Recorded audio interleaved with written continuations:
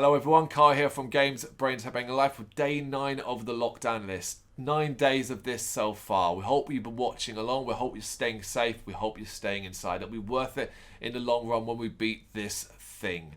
Day 9, we're going to Amazon Prime for our horror movie. We'll need an Amazon Prime account to access this movie and the wealth of content that Prime does have within the horror category. And this is a funny one because this is a WWE, yes, the wrestling promotion studios movie. It's called See No Evil from 2006. And I'm sure you're like me when you first see a movie like this and you see WWE produced from them.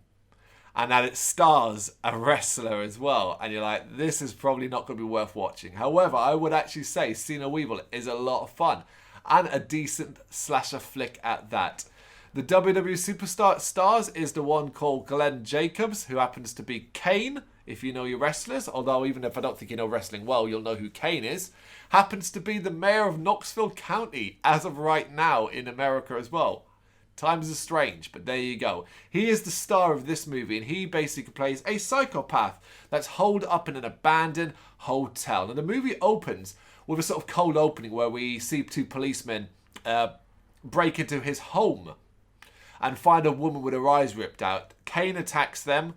He actually cuts one of the policemen's arms off, but then they end up shooting the assailant, Kane, before he loses consciousness. Sometime later, many years later, this policeman actually survived. He's obviously lost his arm, but since then is now working with youth offenders. And along with his colleague, takes a group of young adults to an abandoned hotel so that it can be used as a homeless shelter. The idea is to clean it up and they can use it as a homeless shelter. So they bring these young offenders there, you're going to tidy it up and you're going to make it livable.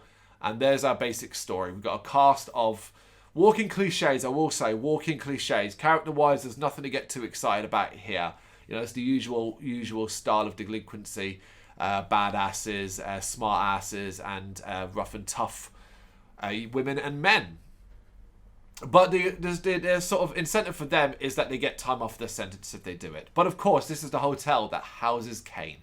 So he's in and about there, living within its attic and walls.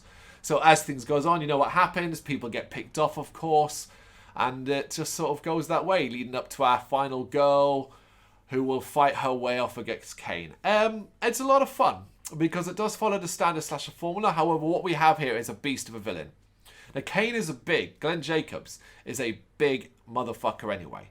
However, here they shoot him in a way that gives him this extra incredible height and size.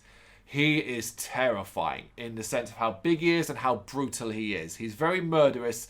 He's very, very unwilling to sort of even listen to anyone or anything like that. He'll grab you by the throat, squeeze the life out of your interest. He does it with such ease as well. Got some great weapons, some great death scenes. I think he uses a hook on a chain at certain times.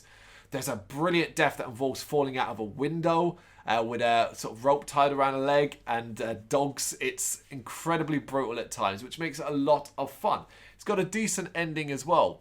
It does have a sequel too called See No Evil 2, which is lesser and takes it in a bit of a different direction, more supernatural. However, this one is far superior, so make sure you check it out. At least you have the option to watch the sequel if you do want to. You'll be entertained. Ignore the WWE name, it's barely even noticeable, except for the fact that it does star Glenn Jacobs, aka Kane, if you know who he is. You might find it a bit distracting. I didn't mind it so much because, you know, he's a villain in this that doesn't say any words and just behaves in a certain fashion. It's good fun in that sense. But you won't get anything spectacular out of the story. It's just a very violent, very gory, and very entertaining slasher flick, which makes it worth checking out on Amazon Prime. Let us know what you think of it in the comments. Thank you very much for watching. You can check us out on gbhbl.com as well as on Facebook, Instagram, Twitter, and Tumblr. Go to Patreon and help us out over there. That's patreon.com/gbhbl, as well as Big Cartel, where you can find some of our merchandise. We have a podcast running on SoundCloud and Apple Podcasts. And of course, if you like this video, do us a favour, hit the subscribe button and help the channel grow. Games, horror and heavy metal. What else is life for?